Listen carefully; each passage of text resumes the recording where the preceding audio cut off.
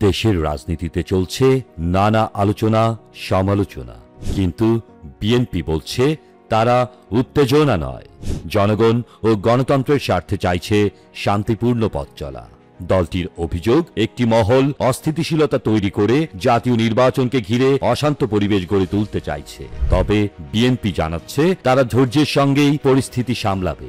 নেতারা বলছেন নির্বাচন হওয়া উচিত উৎসব মুখর ও ঐতিহাসিক। প্রধান উপদেষ্টা ডক্টর মোহাম্মদ ইউনূসের আশ্বাসের ভিত্তিতে জুলাই সনদে দ্রুত স্বাক্ষরের প্রস্তুত দলটি।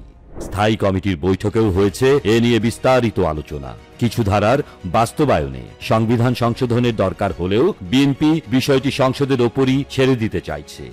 আর প্রক্রিয়া নিয়ে ঐক্যমত্য না হলে সরকারের ওপরই সেই দায়িত্ব দেওয়ার কথাও ভাবছে তারা। এদিকে 4 ইসলামী দলের অভিন্ন কর্মসূচি নিয়েও সতর্ক বিএনপি। বিশেষ করে তাদের দাবি সংখ্যানুপাতিক প্রতিনিধিত্ব ব্যবস্থা পিআর যদিও নতুন, বিএনপি বলছে এই সংস্কার নিয়ে তাদের অবস্থান ইতিবাচক এবং কমিশনের বেশিরভাগ প্রস্তাবের সঙ্গে তারা একমত।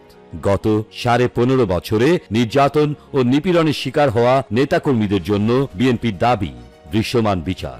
এজন্য ট্রাইব্যুনাল গঠনেরও প্রস্তাব করছে তারা। স্থায়ী কমিটির সদস্য আমির খসরু মাহমুদ চৌধুরীর ভাষায়, জনগণের ম্যান্ডেট ছাড়া রাজপথের কর্মসূচি গণতন্ত্রকে বাধাগ্রস্ত করে। এখন সময় নাগরিক অধিকারের, গণতান্ত্রিক রাষ্ট্র গঠনের। তার মতে রাজপথের রাজনীতি শেষ, এখন সময় জনগণের হাতে ক্ষমতা ফেরানোর। বিএনপি বলছে তাদের লক্ষ্য উন্নয়ন ও উৎপাদনের রাজনীতি, দান অনুদান নয়, নাগরিকদের সক্ষমতা বৃদ্ধি। তাদের বার্তা স্পষ্ট, উত্তাপ নয় গণতন্ত্র, বিবাদ নয় ঐক্যমত্য।